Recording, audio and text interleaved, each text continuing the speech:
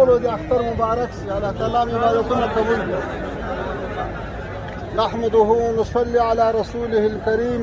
اما بعد، د خوست درنو ځوانانو او میلمهپالو ولسه د تاسې په لیدو باندې موږ ته ډېره غټه خوشحالي حاصله شوه چې نن په ډېر اطمینان سره په زرګونو نه بلکې په لسګونو زره انسانان سره راغونډ شوي او د خوشحالۍ په فضا کې اختر لمانځي. دا ډېره لویه خوشحالي ده. تاسې ټولو ته دې مبارک وي. الحمدلله نن په ټول افغانستان کې نن د اختر درېیمه ورځ ده. اوس پای ته رسیږي.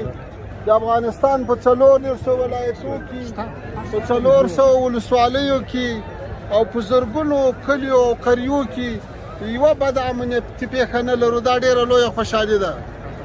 د 40 کاله وروسته په افغانستان کې یوه داسې واکمني راغلې ده چې الحمدلله د هېواد هر وګړی، هغه که هر څوک وي، هغه که هر قوم وي، هغه که د هر مسلک خاوند وي، هغه د خوشحالۍ احساس کوي، هغه د ورورۍ احساس کوي، هغه د امن احساس کوي.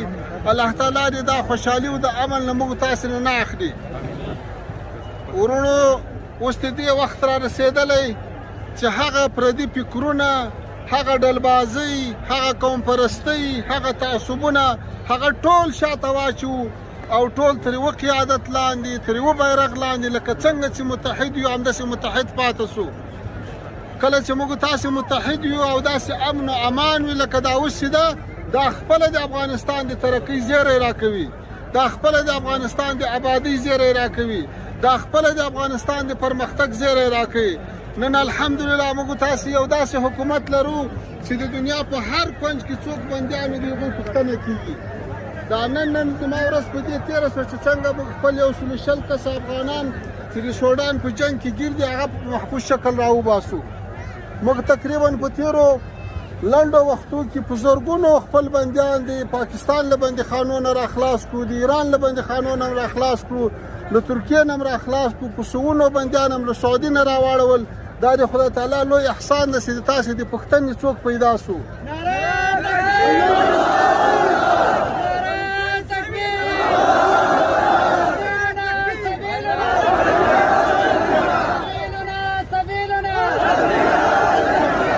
د افغانستان اوسنی سیاست دا د هیچا تر تاثیر لاندې نه ده. دا خپل سیاست ته، خپل اسلامي سیاست ته په خپل کور کې جوړیږي، د خپل قیادت په لارښوونه باندې په مخ وړل کیږي. افغانستان نن یو متوازن سیاست غوره کړی، یو اقتصاد محوره پالیسي په مخ بیایي تر څو دا هېواد له 40 کاله 45 کاله ناخوالو وروسته د آبادۍ په لور، د خیرخواهۍ په لور، د کامیابۍ په لور، د سیالۍ په لور قدمونه واخلي.